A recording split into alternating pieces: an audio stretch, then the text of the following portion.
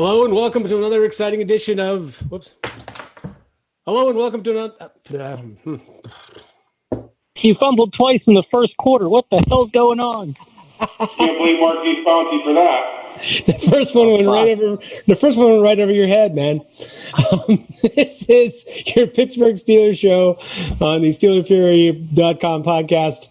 I am your host, Will Massasak. I'm still alive somehow, unlike your Pittsburgh Steelers. I'm also known as Accidental Zen on Twitter for the moment till I get kicked out. And I am Bradshaw DeBen on SteelerFury.com. And frankly, I've been hiding with my head in the sand for a few days, as I think is the proper response to last week's game, the Steelers and the Browns. Oh, boy. And with me to commiserate and to celebrate the life of the late 2020 Pittsburgh Steelers, and in fact, the Steelers franchise, maybe, are three gentlemen who have nothing better to do on a Thursday night, apparently, than sit with me and drink my invisible glass. Look at that. That's pretty good. With me first, sadly, from Indianapolis, Indiana, or somewhere in that regard, his name is Jeremy Coleman. He also goes by Smith is Smokin'. He's with us. How are you, sir? Well, it'd be doing better if we were playing this weekend, but that sure ain't happening. Yeah, golf. Maybe. Speaking of golf, with us from somewhere near the Masters tournament that will be played again soon somehow. The Masters are going to get sneaked in again before the Steelers play next year. His name is Dom. He goes by FC. He's with us. How are you, sir? I'm here so I don't get fined. And here, always with a smart retort from Pittsburgh Suburban Zone 22. He's the biggest name in Pittsburgh Suburban Zone 22. I don't know if you knew that. His name is Steel Perch. He's with us. How are you, sir? I'm not bad. I'm just really, really disappointed. Yeah, well, I was going to say you're not bad. You're just drawn that way. You sound like the least upset, so I'm going to give it to you, Perch. You're disappointed. Well, I think that deep down we all kind of knew the team was a little bit flawed, and we all knew it was getting very, very close to the end. I don't think any of us expected what the hell we just saw this weekend. I'm kind of over it, like I said, losing the way that they did in that first quarter. Literally from the first snap, you knew the game was not going to go the way that you'd hoped. And, I think the wheels are starting to fall off. And looking at the cap situation, to me, it was, that was the last opportunity of that decade or that run with Ben. And even if he comes back next year, they're going to be scrapping together a team around him. And then after that, it's a full rebuild. So, I just have kind of come to, I don't know what step in the process it is, but I'm accepting at this point. Yeah, so theoretically, that's the last stage. FC, I'll go to you, sir. I mean, it's like, remember that I have that axiom. It's like you could watch the first couple of plays of any Steelers game and pretty much know what's going to happen. We've had a couple exceptions to that this year, the Tennessee game, the Indianapolis game, maybe. But this one was like after the first play, you pretty much knew. How did you take it? I stopped living and dying with the Pittsburgh Steelers about 15 years ago.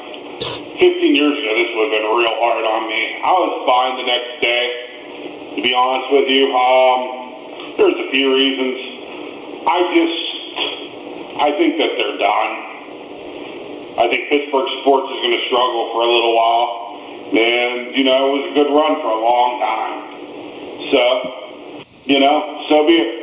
Well, I know you mentioned on last week's show that you were looking forward to a big weekend, the playoffs on Saturday and Sunday, Steelers game Sunday night, Monday National Championship, Penguins game. Yeah, you haven't had a really good weekend, I'm guessing, unless you bet Alabama big. Games went poorly for me. The daily fantasy sports could not have gone much better. So I had mixed emotions. Okay, well, that's good. At least there's that. Jeremy, how's it going in your neck of Steelers Nation? I'd say I'm kind of like Dom here, honestly. Once the first quarter really got off to the horrendous start that it did, I was just kind of numb the rest of the game. There wasn't much emotion one way or the other. I knew We all knew the outcome in the first quarter, unfortunately. I don't care that we looked better later in the game. And then when we did have our chance, Mike Tomlin lived in his fears, and didn't go for it on 4th and 1 when I thought they should have gone for it on should have gone for it on 4th and 1 down 28-0 in the second quarter. Yeah. It's like you could just tell that game was heading this way. Yeah. All three of those fourth and downs, man. Go ahead. Like Dom, honestly, the next day, I was just kind of indifferent about the whole thing. I just kind of, like Perch said, I think we all kind of expected a disappointing exit from the playoffs. We were all hoping it wasn't going to be week 1. Just kind of indifferent at this point. Yeah, I guess I will take the opposite tack. I was actually living and dying with them a little bit this year. I just felt like it was because of the urgency of it feeling like it was the last hurrah. Really, that part of it made it really, really rough. But I will say this about the worst part in a way was that the players got themselves in a big hole with some serious mistakes, but then they also worked their way out of that hole pretty well, to the point where, you just said there were numerous opportunities to turn it from, a long shot, crazy comeback to an actual close game that would have, sort of reset the parameters. And in particular, to me, it was the 4th and 1 at the start of the fourth quarter where, yeah, you're at your own 46, so you're not in opponent's territory, but you are literally at a point in the game where you have just shut them down on 3 straight series, including 2 3-and-outs, and your offense has scored a couple touchdowns. And if you happen to score one more, then you cut the game to 5 with a whole quarter to go, and with a team that looks totally different than it did in the first quarter. So I just felt like that was the moment where, up until that point, I was still pretty invested, and after that, as soon as they brought out the punt team, basically, and tried to fake the offside business, that was the moment where I just let go, and it was like, okay, I know it still might have a miracle in them or whatever, but that was the thing, and so that gets me to my first talking point, and I'll start with you, Jeremy, and that is, I would wager that, good or bad, all the things that Mike Tomlin is good at or bad at, and all the stuff that he's done during the course of his career during games, that was a moment where I felt like he lost me, and I was totally invested and bought in. I just wonder if there's any way that he can recover his relationship with his team when essentially he said, I don't trust the offense to make a yard, and I don't trust the defense to stop this team if we give the ball to them at midfield. That, to me, is... if you're the player on the team, doesn't that have to be kind of the end of the line? I mean, yeah, it's pretty damning when your head coach comes out and slams both the offense and the defense. It just kind of goes to the whole way this team has been wired this year, especially once Bud Dupree went down. This defense has not been able to generate the same type of pressure. It just took a noticeable step back when Bud Dupree went down. It took 5 or 6 to get to the pass rusher every time. The 4-man pass rush was gone at that point. Sorry, I'm getting off topic here a little bit. No, that's all right. But I mean, he was such a big proponent in run defense too. He had gotten so much better over these last 3 years at defending the run, setting the edge, forcing backs back inside. And, I mean, I can't tell you how many times Cleveland was able to get outside on the left side of our defense and make a big run play happen. Happened on the first Kareem Hunt touchdown run. I thought they were going to get him in the backfield, and all of a sudden he just slipped right through, Yeah. And then we haven't been able to get in a 1 yard on offense all year. What the call that really set me over the edge was when we tried. Let me guess, the second fullback dive play on 3rd and short. Yeah, because we're going to catch him off guard on that a second time. Let alone the same quarter. It's like, come on, guys. Like, well, Perch, let me ask you this: the percentage chance you think Mike Tomlin, when he was weighing in his mind at the start of the fourth quarter whether to go for it on 4th and 1, percentage chance he was thinking, well, that fullback dive play is not going to work? That was just, a fireball offense. We overused that term a little bit, but good Lord, the momentum was completely swung in their favor. They drive down. It's a one-score game, and all the weight of the last 25 years of playoff failures for Cleveland, it was going to be the biggest collapse in history. Ben was hot. The team was getting pumped. You're at midfield, essentially. You don't trust a Hall of Fame quarterback to get 1 yard, spread them out and throw it, or, whatever they were going to do. You can't get a yard. It just... even so, Birch, even if they fail at the 4th and 1, this defense, it's not like you handed them a field goal. They're still a couple first downs away from getting a field goal opportunity. It's like you're saying you don't think your defense can stop them after, for like less than 10 yards or something? With that decision, he put them in a position where they had to play absolutely 100% perfect the rest of the game, meaning they would have needed to stop Cleveland 3 times and not give up any points, and they would have had to get 2 drives for 2 touchdowns to win the game. That was the position he was going to put them in, because Cleveland would have had the ball 3 times, could have just with a couple of first downs and a punt each time, would have been able to run the clock out for the most point. So it's just, he's been here a long time, and we've always complained about his in-game decision-making, and especially late-game decision-making, and it's never improved. We always, made the joke about a kid playing Madden knows more about how to manage a clock and what to do in these late-game situations, and he's never developed it. And that's the primary purpose of a head coach, isn't it?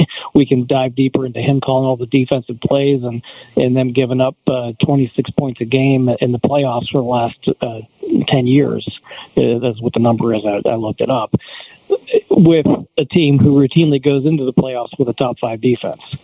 So what's that tell you? Yeah. FC, the thing is, that was, this very similar, almost exact same analytical kind of problem that Bill Cowher faced in the AFC Championship game against New England, on 4th and goal from the 2. Pretty much same risk reward and pretty much same situation in the game, down 14, needing 2 touchdowns to in that case tie it, or in Sunday's case win. But it just sort of feels like the coaches, after they've been the coach for a long time, they accumulate more and more risk aversion. Is it possible for Mike Tomlin to become more risk averse? I'm not sure. I think that the coaching issues, and there are many, are not going to be solved with just firing Fitchner and Bradley. And, there was reports that Mike Tomlin, there's teams that would be interested. I would let him negotiate an extension and a contract, and I would take the picks for him. Obviously, I've been a Mike Tomlin supporter from the day that we hired him. I felt that, being as anti-Cowher as I was for as long as I was, I really didn't have the right to bitch about the inadequacies of Mike Tomlin, but I believe those days are gone. If you listen to the speak that's coming out of Pittsburgh from management, we got to change the culture. And in football terms, changing the culture means basically one thing: we got to be tougher.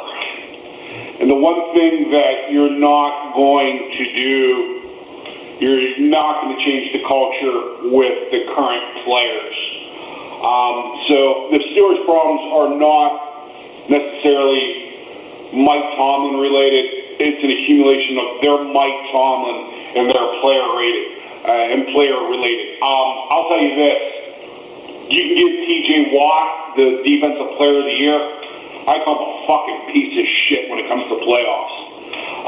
The games that matter. I've seen a great article that goes back to his Wisconsin days. Whenever he would face a quality team, he does great against the 2019 early Cleveland Brown teams. But if it's a game that matters, back to Wisconsin, Ohio State, Wisconsin, Penn State. Going back to those types of games, he's Casper the Friendly Ghost, and he just disappears. Same thing can be said for Cameron Hayward, stepping to it. Tyson Alualu. I think that far too many people are making excuses and blaming coaches. Marquise Pouncey with the bad snap. Ben Roethlisberger's so fucking out of shape, uncoordinated, they can't bend down and get a fucking football at the age of 37. My fat, morbidly obese ass could fall in a football. So I think we're far too fast to blame coaches, and we got to really start blaming players, high-paid players, defensive players of the year type players. No, sure. I mean, I'm actually, I'm in agreement that you are. I'm just saying, is if you listen to this brilliant Pittsburgh media, the Mark Maddens, the Jerry Dulacs, the Ed Bouchettes, the people that are getting paid to write the story. The story is coaching problems and culture problems. The problem is player problems. Yeah, although there's a lot of players different from the last 3 playoff losses, and they all look very similar, especially on the defensive side. The defense, even if you account for balls that they got for turnovers, giving up, average 37 or 38 points a game that are on them, and 400 yards of offense, and just generally have grossly underperformed in those 3 games. So it's not just the player. We'll get to that, but okay. But yeah, but it's been a decade of distractions, though. I mean, at some point, at every point, it has to come back to Mike Tomlin. We've had so much bullshit go. I mean, if you look back to the James Ferrier era Steelers in the early 2000s, you had a bunch of adult male professionals who went about their business. Jeff Hardings and Alan Faneca, Casey Hampton, all those guys were just, professionals that you would never see doing the shit that we've seen ever since then. And Tomlin's never put a stop to it. He's always just, I think that he's so rigid and disciplined in the way that Mike Tomlin attacks his job. He expects his team to be like him, but he never holds them accountable. I mean, just all the shit we've seen from, rewarding players or going after, Antonio Brown's 5-catch streak and throwing meaningless passes late in games to keep significant streaks going, and the logo dancing and disrespecting other teams and the TikTok bullshit and Le'Veon Bell's rap career and the holdouts and the outside perception of the Steelers is chaos. It's a fucking circus. And that was never the reputation of this franchise until Mike Tomlin came. And he's never once put a foot down. Everything that we've kind of noticed, like, hey, Juju's getting a lot of lines, somebody needs to step up and say something. It gets to the point where other teams are so disrespected by his actions that they have to react before the coach actually does anything. It's just, there's too much sloppiness, and what's it reflect in the playoff games, and what's it reflect on the field as far as penalties and not being prepared for games? It all is linked together and all points back to Tomlin.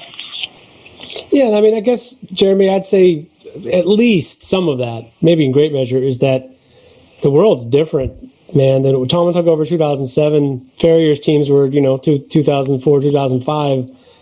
The world is very different. People. Well, point to another team who's got those issues, though. There's not another team who has the amount of issues as deep as they are as the Steelers do. Not one in the league, and you can't Belichick team do this shit. No, but I mean, I do think that, like, Dallas has this kind of stuff. I mean, it's like the teams that are really popular, have great fan bases, generate a lot of bullshit like that. I mean, because it might happen on other teams, but it doesn't make the top headline news. I do agree with you. I'm not denying that. Here it's been a little bit out of control, especially the last few weeks. But the last few years rather. But I do think at least some of it is that the situation has just changed, man. The world is different. The perception of what happens on the team is different. I mean, just to throw it back at you, Perch, since you brought this up, look at the 70s teams, man. Like, you had some real, not only characters, but guys that were doing things that are even, way worse than what anybody is doing right now. And it wasn't exactly like the Steelers disciplined or Chuck Noll disciplined those players. Yeah, I don't see one other team in the league that's constantly in the news for stupid shit like the Steelers are. constantly, and it's embarrassment, and it's never dealt with ever until it's boiled over to the point where Tomlin then has to react to it. I don't see it. I mean, you could point to all the playoff teams and look at them and say, all right, hey, who's that's pretty much what the reputation of the Steelers wide receiver room is the TikTok girls. They act like a bunch of 7th and 8th grade girls begging for attention. They don't act like professionals. And you could say it's a small thing, but it's endemic with the entire organization in the rot of culture. It's been shit for years, and he's not fixed it, and he's not going to. The rot of culture. Jeremy, you can weigh in. You're the youngest. So is it old man yelling at cloud? Well, I mean, I think he's got a point to a degree. Kids these days, I'm a millennial. You lump me in with that group. I am in that group. But, kids these days are just different. The types of players you get in this day and age are just different. Social media has just ruined so much of what good football used to be about. Now it's all about Juju building his damn Fortnite own branding, whatever the hell he wants to do. And it'd be different if he did all that outside of football, but he's doing it during football. And it's like there's got to be a clear delineation between when I go to work, because this is a job at this level. I mean, this has been a job since he's been in college. I don't know what's changed. Some people change with money, and he's not even getting paid that much. That could be part of it. But at some point, these young guys have got to realize that this is a profession, and, people are fighting for their jobs every single day of every season, every off season. I don't know. It's just a different group of guys you have to deal with now. As when Tomlin, like you said, when Tomlin first came in, he came into a group full of these veterans that knew what it was to be a professional football player, what it took to win championships. And now, Ben's the only guy, or Ben, Marquise Pouncey. I think those are the only 2 players last from our last Super Bowl run that know what it takes to get to a championship. I mean, the Steelers really need to kind of refine their identity and quote unquote get back to just playing football. They need to find guys in this draft, in free agency, that just love the game of football, and that is their life. I feel like there's just way too many guys on this roster that are way too content with just things how have been. I don't know how Stephen Tuitt is worth $17 million next year. I really don't. I mean, how is Cameron Hayward worth $17 million after just the embarrassing loss, this past weekend, and how they couldn't stop, a mouse running through Swiss cheese? There are just a lot of guys that are old and that are getting paid, and that honestly they need to find some young guys that are young and hungry, and they're going to push these guys. Let me add one thing in there, though, real quick, is to me, Juju loves football. Juju could either be Hines Ward or Antonio Brown. It's the culture. Tomlin doesn't put the discipline into him and pull the guy aside and say, listen, this is what you have in front of you. This is what I expect when you're within the realm of football. I don't want you doing TikTok and video taping yourself and all this other shit that you're doing. When you're here, you're professional. You play football, and that's it. What you do outside when you leave the realms of this stadium and you take off your Steelers uniform, that's up to you. I mean, just little things like that. You don't get that leadership from him. And now we already see Chase Claypool, running his mouth, talking about the Browns getting clapped. Listen, you just got your ass embarrassed in your first ever playoff game. Do you think there will be one word sent to that? No, that's the problem with the culture. So now Chase Claypool is the next Juju, who is the next Antonio Brown, instead of having that Hines Ward workman-like mentality and discipline and caring about winning more than anything else. It's caring about likes on TikTok and being famous. I mean, it comes back to Mike. All comes back to Mike Tomlin. Yeah, can't argue. I mean, the thing about the players that that disappeared and had disappointing ends to the season, it just feels like they were so dominant early in the season, and so invisible late in the season that it doesn't seem like it's only their talent level or their ability to play in big games. It just feels like they faded. Is it that they're so dependent on emotion that when, that they had the long winning streak and all the COVID problems and everything, that it just sucked their emotion and there isn't anything else left to really drive them? I don't understand. That's one option. Second option is we had a fairly experienced team outside of Ben not being super familiar with the receivers, where we were a little bit more advanced in other clubs, no training camp, no exhibition games. We really haven't changed our offense or defense in the last 12 to 15 years. So most of the stuff that we have to install and go through on Zoom, it's familiar to the players.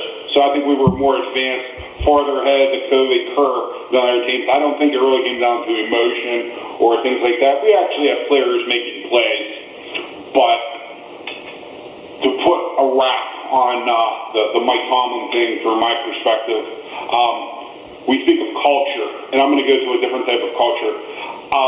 My personal culture, which is I am part Lithuanian, and my great-grandfather told my grandfather a saying, and my grandfather told my father, and it's moved on from generation to generation. And what it breaks down into English is, no matter what you do, don't ever bring me any trouble or shame.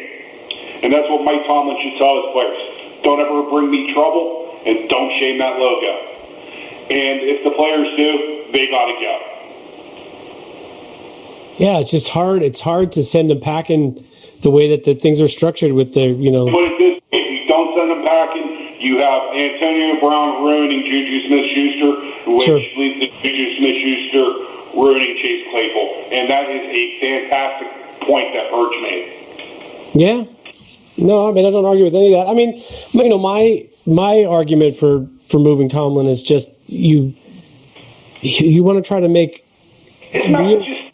real change. You have to change something.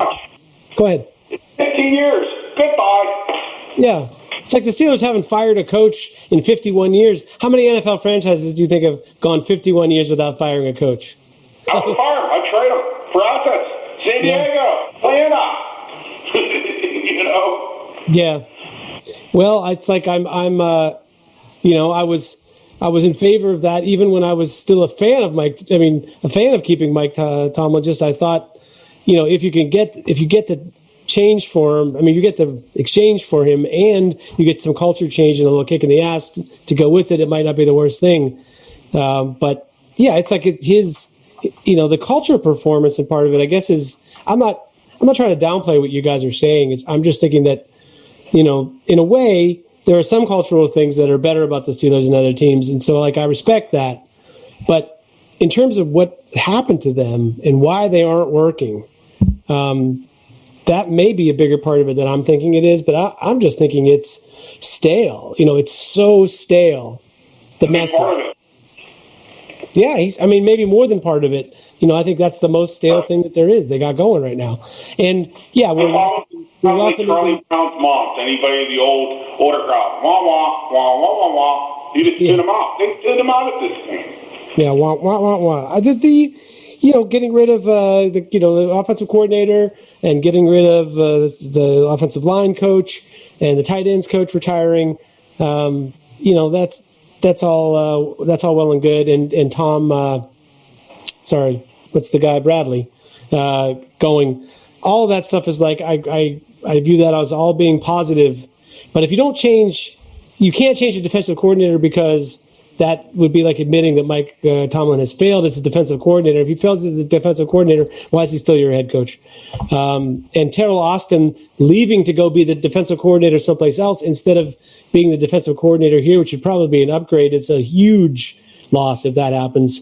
I think that guy's actually been, a dynamic position coach for the Steelers. So, Jeremy, I don't know. The three of us will just keep going if we don't let you in the front door. But, the coaching turnover, does any of it matter if you don't change Mike Tomlin? Is anything really going to fundamentally change, to borrow a term of our current president or soon-to-be president? Well, I think all these coaches bring something to the table. To say that they don't would kind of be a disservice to them. I mean, I'll give Mike Tomlin credit. He's the one who brought in Terrell Austin. In the 2 years Terrell Austin has coached in the secondary, you see how many extra turnovers we've had?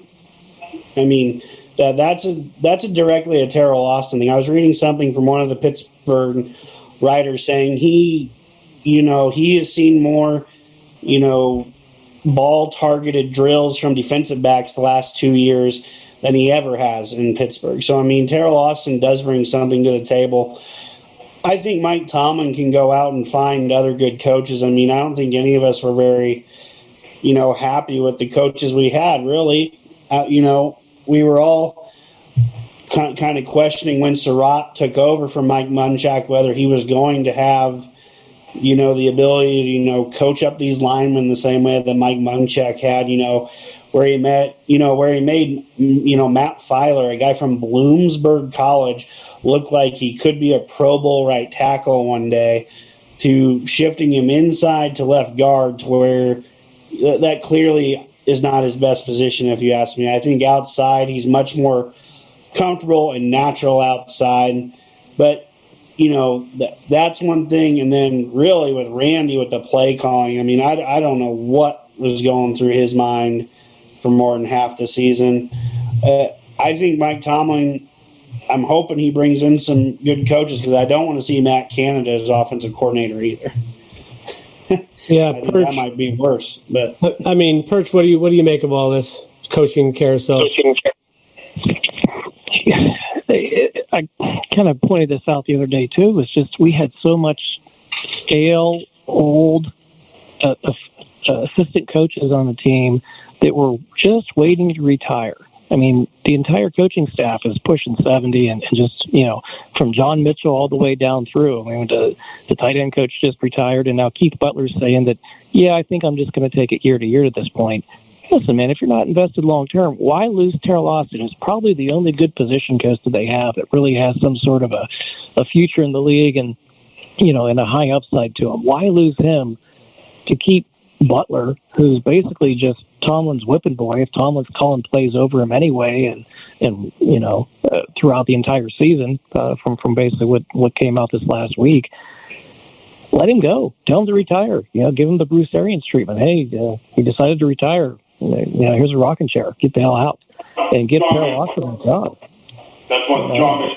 An assistant head coaching job actually can open up a lot of things, because you can coordinators, you can coach other teams' position coaches.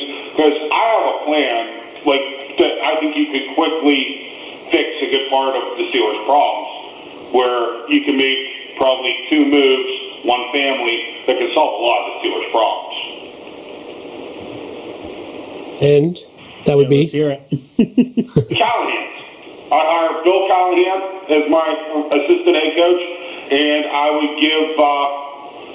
hire his kid from the Cincinnati Bengals, who I think is probably the most brilliant offensive mind that I've seen in 5 or 10 years, and that includes Sean McVay and everybody else, as my offensive coordinator. Because I'm going to tell you this, next year, Callahan's kid is going to be after next year, he's going to be a head coach in the NFL. I promise you it. He is so flippin' smart about football, about matchups, about understanding what to do. If you look at whenever their coach went hands off and he left that offense after Burrow went down, he put together 5 or 6 offensive game plans that were fantastic. You look what he did against the Steelers. He actually had a ton of success for 3 quarters against the Ravens, where he just did not have the horses to back up that game plan. And Bill Callahan, his father, is the best offensive line coach going in the NFL today. Yeah, actually, I love that idea. But that means you got to, gracefully age John Mitchell out of the job, don't you? Yeah, you're fired. Yeah, I mean, there's a lot of sacred cows in the Pittsburgh Steelers organization. Not just people, but like an ethos of how they do things.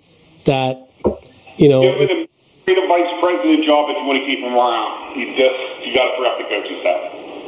But here's the other thing that came out this week too. We also have the lowest paid assistant coaching staff in the league, which one, it's partially because we have so few coaches, but 2, it's a bunch of old guys with no ambition to do anything but hold on to their job until they retire, and nobody else is after. I mean, the whole time Mike Tomlin is here, remember when Bill Cowher was the head coach? It was like, oh, damn it, every year one of our assistant coaches leaves for a head coaching job. Now it's like, hey, here's Mike Tomlin's entire tenure of 15 years, whatever he's been here now coaching, and nobody's got a head coaching job. What's the Mike Tomlin coaching tree look like? It doesn't exist. That's it. The guy who he fired retired, became an assistant somewhere else, and then became a head coach. What's that, FC? You're breaking up. I believe Bill Cowher has 7 future NFL head coaches off of his first staff. Chan Gailey, Marvin Lewis. It just went on and on and on and on and on. Mike Mularkey, I believe, was our tight ends coach. LeBeau, Capers. Wisenhunt, yeah. Yep. So. Yeah, well, it's just the thing is you're not going to get too many assistants poached for head coaching jobs when they're 80 years old. You think he would be interested in coaching the Pittsburgh Steelers again? Who? Old Bill Cowher come back to the Steelers? Oh, Bill Cowher. See, here's the problem is I think that it's just like Joe Gibbs coming back to the Redskins. The times have changed, man. It's really hard to have the same mentality about the NFL as a coach 10 or 15 years ago as you do now. And that's the thing. Most of the coaches in the NFL are not, guys that were in the league 10 or 15 years ago coaching. And so their entire mindset about it is different. Belichick being an obvious example, but Andy Reid, there's not that many guys like that. But even Andy Reid is like a guy who adapted to the times a bit more. David Vermeil, look at what he did. He's one of the few exceptions. Yeah. So that's all I'm saying. It's like even if Cowher wanted to take the job, you can't assume that he's going to be the Bill Cowher of old and it's going to have the same effect because the players are different and the league is different and the rules are different. And, there's a lot of things that are different. Yeah, could he be a good, effective CEO who could clean some things up and give it some authority and everything? Sure, but I don't know that still gets you over the top. I think you got to have Perch. I think you got to have a head coach that's at least an expert in part of the game of football, and pair him with someone who's an expert on the other side of the ball. Go ahead. Well, yeah. And the crazy thing is, Mike Tomlin's supposed to be a defensive coach, and not only that, but a secondary coach. The majority of his tenure here, the secondary's been the weakest part of the team. It wasn't until, last few years, maybe Terrell Austin coming in, and then, they spent a little bit more money on the corner position. He's never really built up any of those guys. All those 5th-round picks they spent on corners that were just complete total, and 3rd-round picks that were complete total busts. You're right. You can't really rely on him for any one thing, and the league has changed so much to this point. It's like the young, hotshot minds are all offensive guys. And the Steelers, for the past 51 years, we've had 3 coaches. There's been more popes than coaches of the Pittsburgh Steelers in the last 50 years. That's a fact. You can look it up. There's, the white smoke coming out of the tower down on South Water Street when the Steelers hire a new coach. But that's basically what we're dealing with. But you think the Roonies are ever going to hire an offensive-minded head coach in Pittsburgh? That's where the league's going. It's so much of the college game. The game has changed so much for 2 reasons. One, the mobile quarterback has finally gotten to the league, and there's enough talent at that position where those guys can both run and pass. And 2, the rule changes for the league has softened things up so you can't murder that guy and just take his brain out of his head every time he runs the ball. It made it a lot softer so those guys can be more durable and last throughout a career. You've got to adjust to that, but the college game is now taken over. You've got to find those young minds who can do things outside the box. Those are the teams that are taking over now. If you think the Steelers, when Rooney gets the chance to hire the next coach, if Tomlin hangs him up after Ben retires, who knows? He might. He's done everything he needs to do in the league. You think they're going to go get an offensive-minded head coach? I just don't see it. Well, here's the thing. I think you could, even though the league is trending that way, I think if you had a defensive coach who had a proven track record of playoff game plans, teams that, got strongest towards the end of the year, then I'd be okay with that guy as long as you pair him with some young, brilliant offensive mind, right? Or some counter to his talents, whether it's experience on the other side of the ball, expertise, genius expertise, or you say you get a young head coach on the defensive side and you get a more veteran offensive-minded guy who's, still outside the box. Like, I can see any of those scenarios working. What I can't really see working is having the same mentality that you had in 2007 or 2008 and bringing it back in 2021 after 15 years where it was stale, and expecting even just changing the offensive coordinator is going to change anything. Jeremy, we have offensive coordinators going to come in, and even if it's somebody that we think is brilliant, the offense is going to look just like last year, right? I mean, it's like there's nothing will fundamentally change. That's my problem with keeping Tomlin and hiring other coordinators. Yeah, I mean, Tomlin runs the ship. As long as he runs the ship, I feel like we're going to. And honestly, I think for as long as we have Ben, the offense is going to be what Ben wants it to be. We're not going to have a coach come in and change what Ben's been doing here again. We were able to do that, with Bruce Arians to a degree. When we brought in Todd Haley, we changed up Ben's game to make his career longer, which it did. It made him more productive later in the year. He started taking less hits, got less sacked. But in I think it'll be year 18, year 19 now, old dogs don't learn new tricks like this. I mean, we all saw Ben struggle with the RPO game. I think that's a further, kind of showing that it's like, we tried to implement a few new things with like Matt Canada coming in this year, but then they didn't stick. So to your point, how much is really going to change if Mike Tomlin is still there and Big Ben is going to do what he does? I mean, don't get me wrong, Big Ben is great at doing what he's doing, but there are parts of the playbook we don't go to anymore because Ben's not comfortable doing those things anymore. Yeah. I mean, that's a point is taken, but I would argue that it is Tom Brady just went and changed systems completely to be a different kind of quarterback than he's had maybe 1 or 2 years the entirety of his career where he played something kind of similar style of offense. So it's not ridiculous if you sell it to Ben as you're giving him more opportunities. That's all I'm trying to say. If you sell it to him as true, B2B, that is not true. Byron Leftwich came out and said it. This is 100% Tom Brady's offense. Bruce Arians has no say in the offense. Byron Leftwich said they have completely changed everything to Tom Brady. Tom Brady's calls, Tom Brady's verbiage, Tom Brady's play calls. They had the vertical passing game in New England. They just didn't have Mike Evans, Chris Godwin, and Antonio Brown in New England. They had, at their best, Deion Branch, who they threw the ball vertically to, Randy Moss, who they threw the ball vertically to. You're not going to be throwing the ball vertically to Sammy Amendola and Wes Welker and the Julian Edelmans of the world, little slot receivers. You're going to, that's where your offense is going to be catered to be. If we're being honest, Mike Tomlin's not going anywhere. We're 100% sure of that. I'd say I'm about 85% sure we watched Ben Roethlisberger play his last game in Pittsburgh. By his choice or by the team's. Yeah. He says he wants to come back. They're going to tell him, we're going to cut you. Or, we'll try to trade you. He won't be tradable. So I think that we watched Ben Roethlisberger play his last game in Pittsburgh. Yeah, well, I hope that you're not right about that, but I mean, what are you going to do?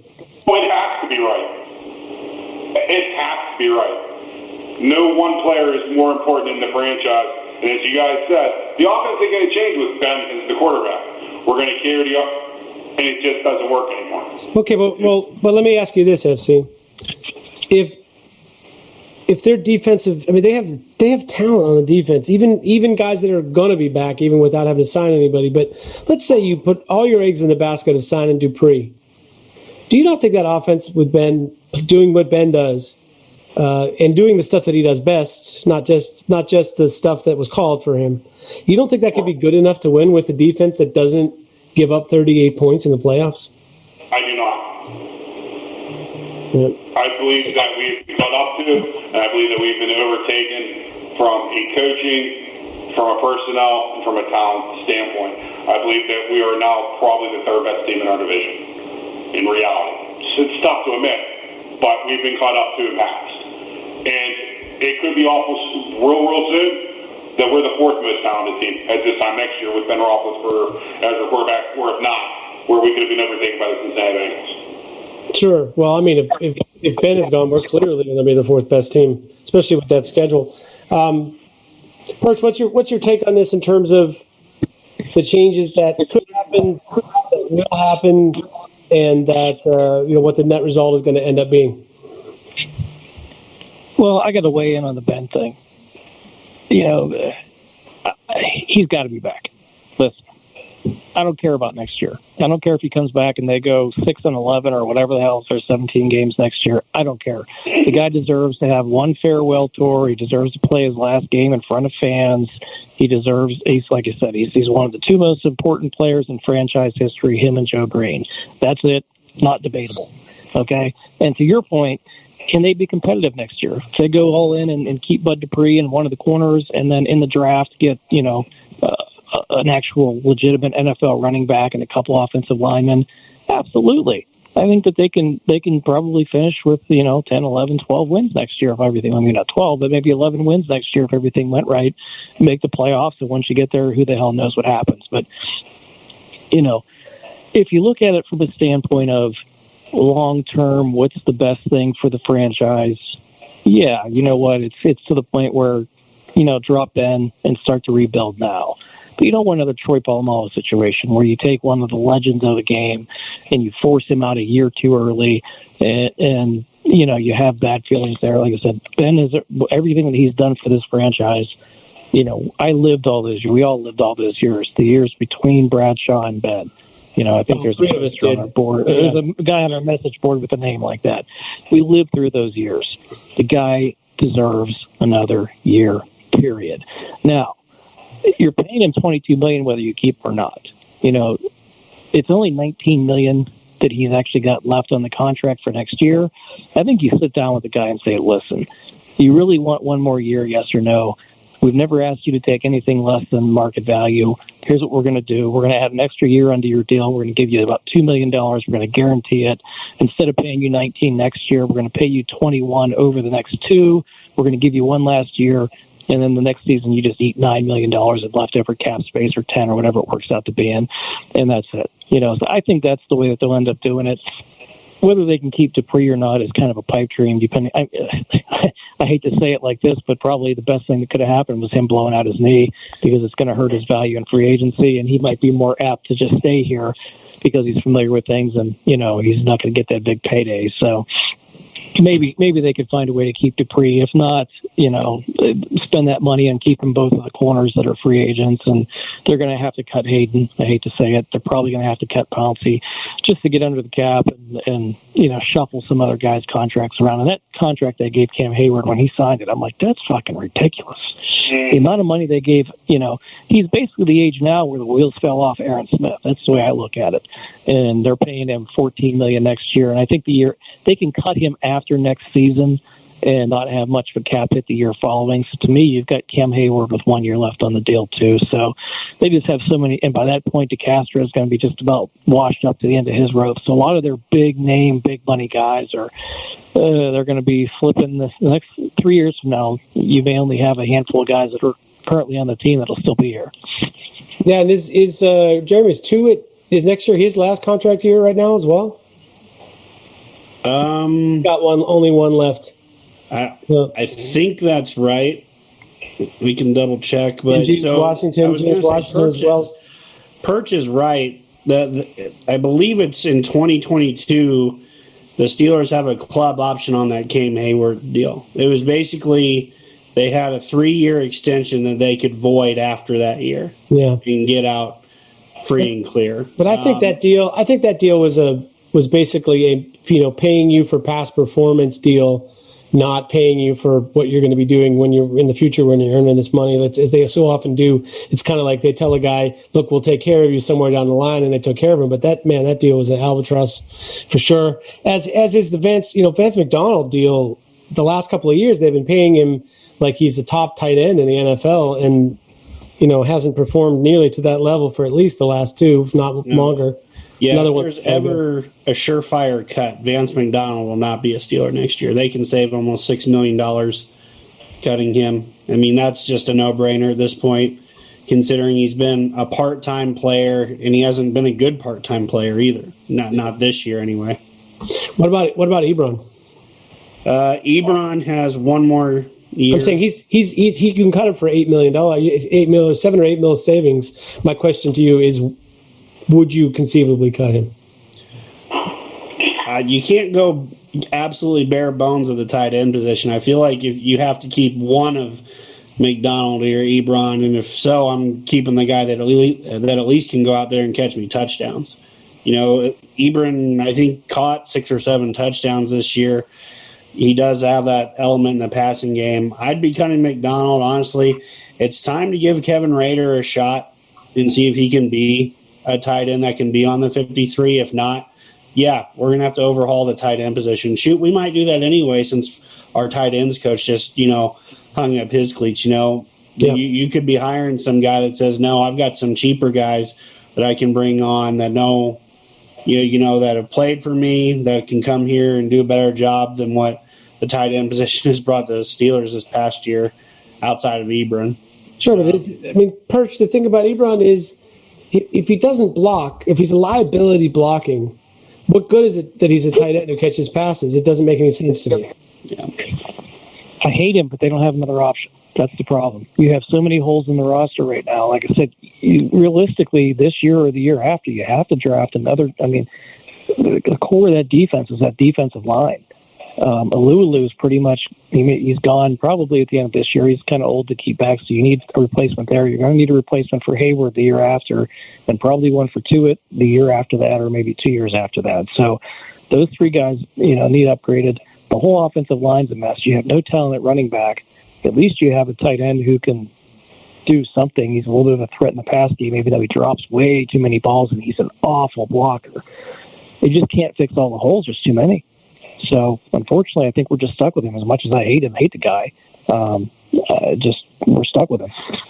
I mean, FC, we're always pretty down on, critical about certain position groups and certain guys on our team that we follow that closely, but it really does. It's amazing to me they won 12 games in a way when you think about what some of their position groups look like in the situation that they find themselves in right now.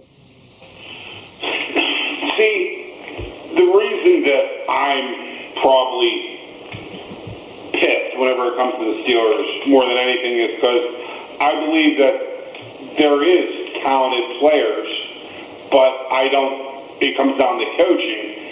And unless you change it at the top, it ain't going to matter. So, Tyson Alulu would be a great example. He's a player I'd love to bring back. We all say how old he is, and I really thought he was too. I think he's 32. He might be 33, just turned 33. So, in the NFL years, that's a little bit long in the tooth, but that's a guy signed for a year or two. It's a guy I can see definitely can play for a year or two. Sure.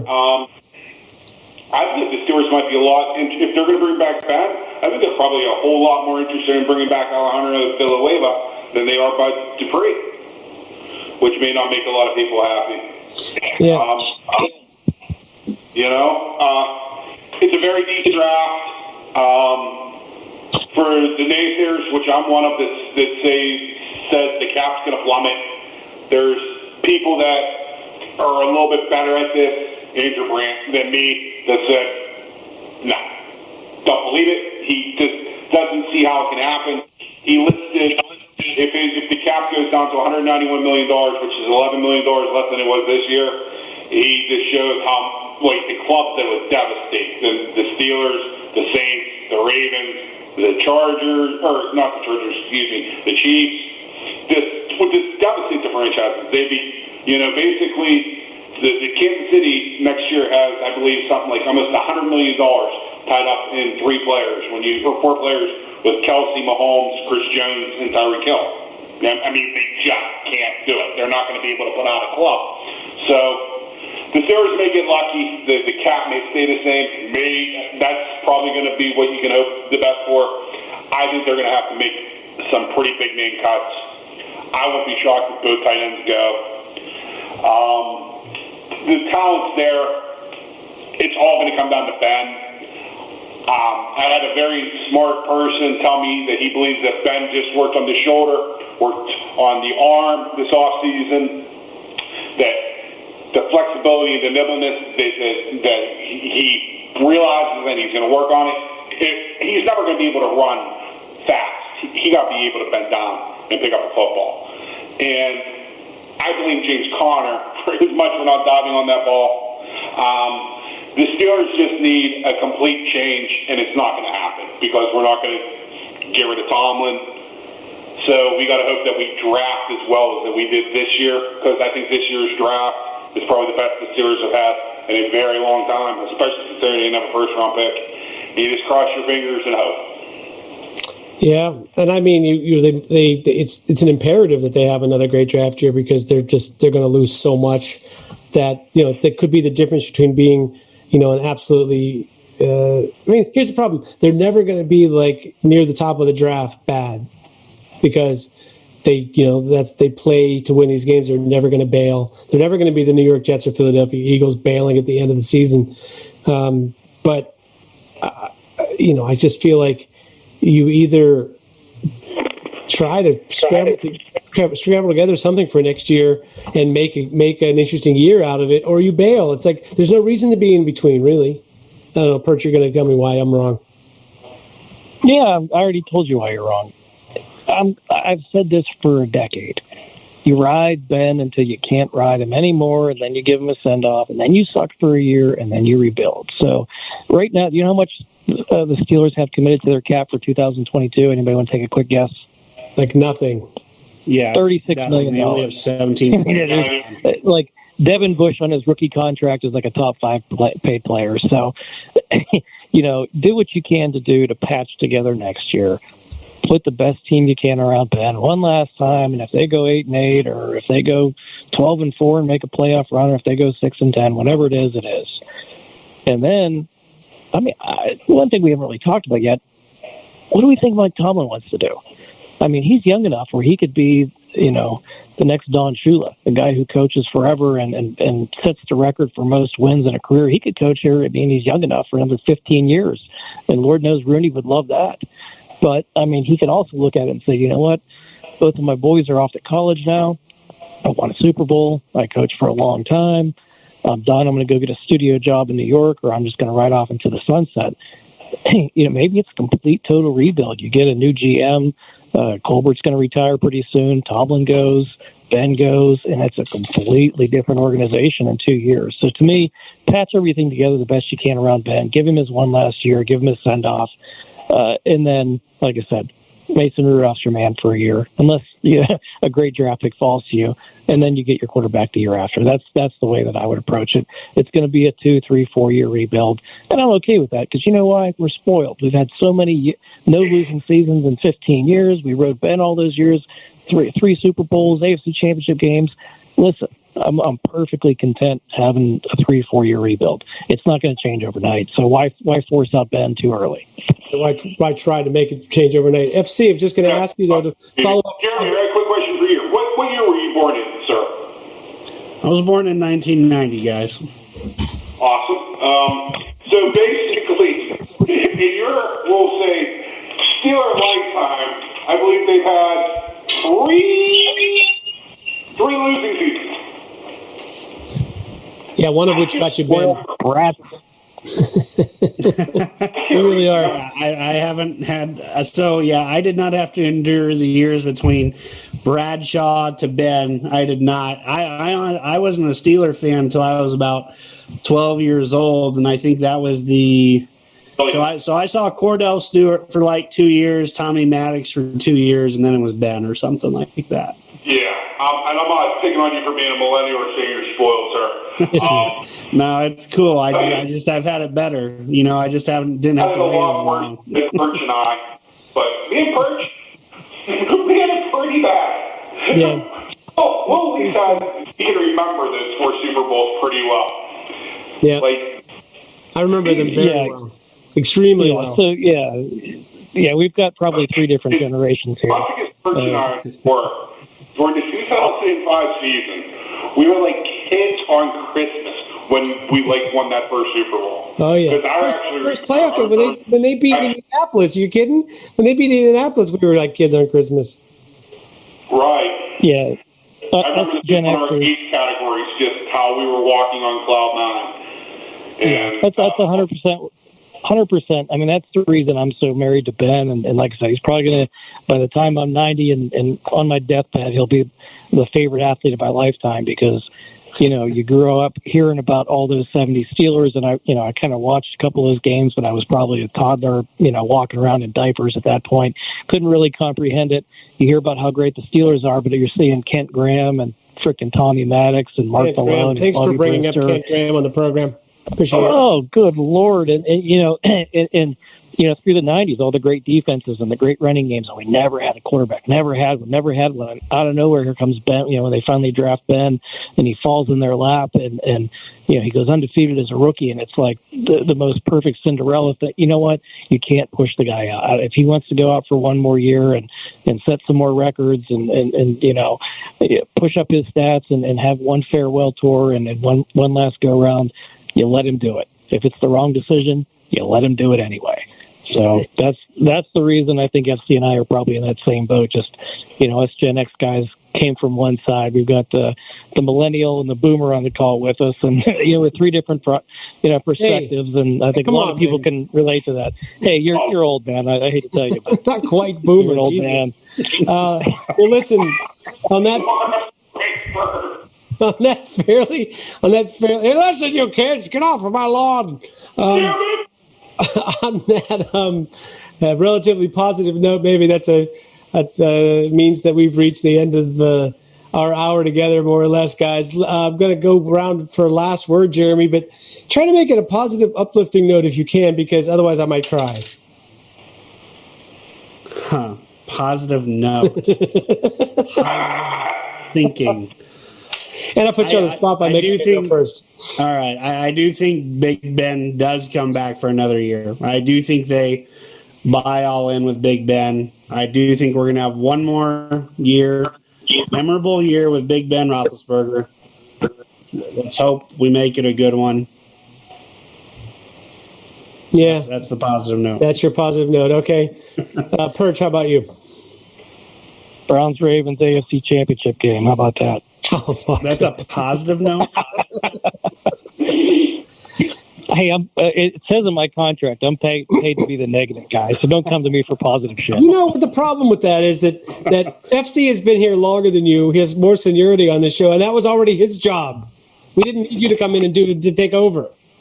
Just saying. It's redundant. We're part of a team here. We're part of the negative side. Yeah, we need hard-nosed to return. That's what we need. Actually, better yet, Perch, since you can't give us a positive note, tell us what you think Iron City thinks of this team. Our old friend Iron City. Oh, good Lord. I don't know. I couldn't begin to put words in somebody else's mouth. He believes in that veteran leadership. Trust the coach, I can tell you. I don't know.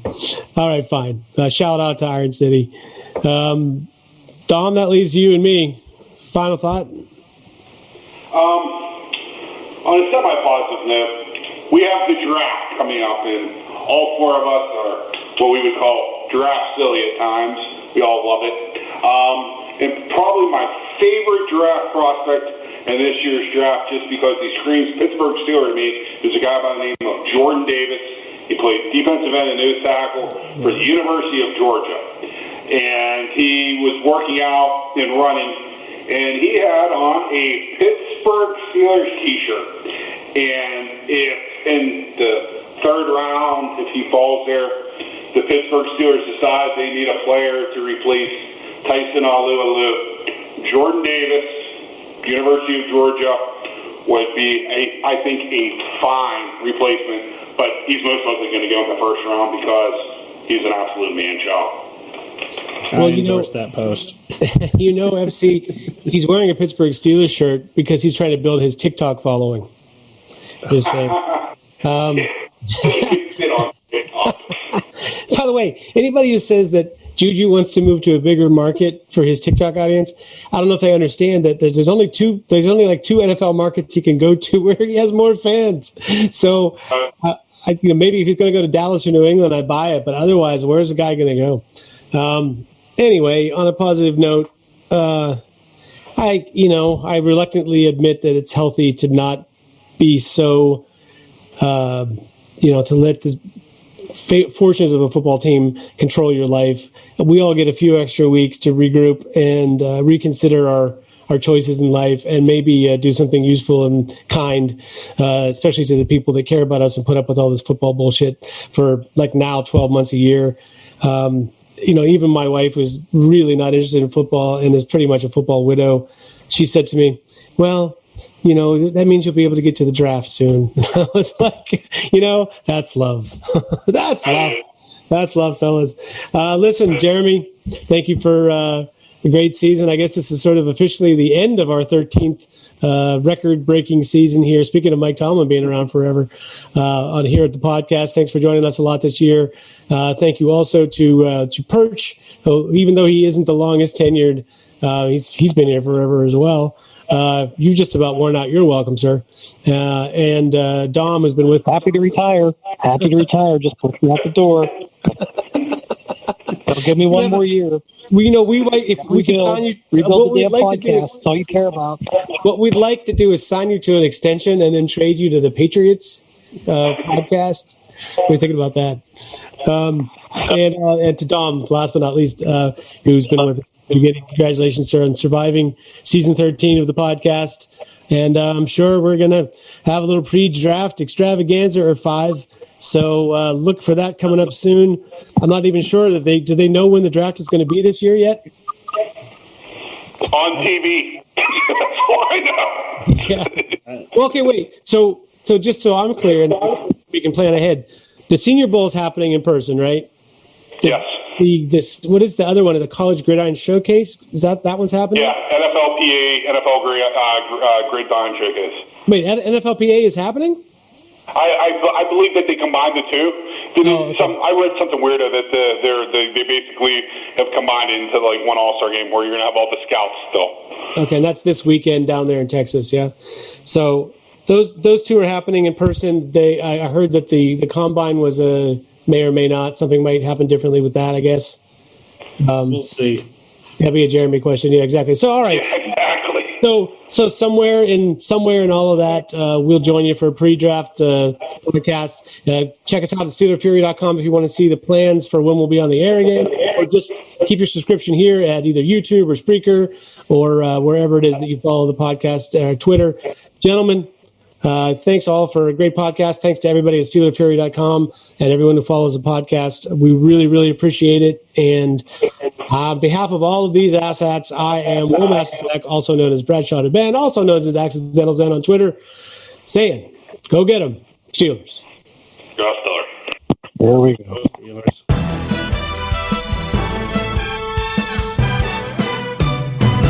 SteelerFury.com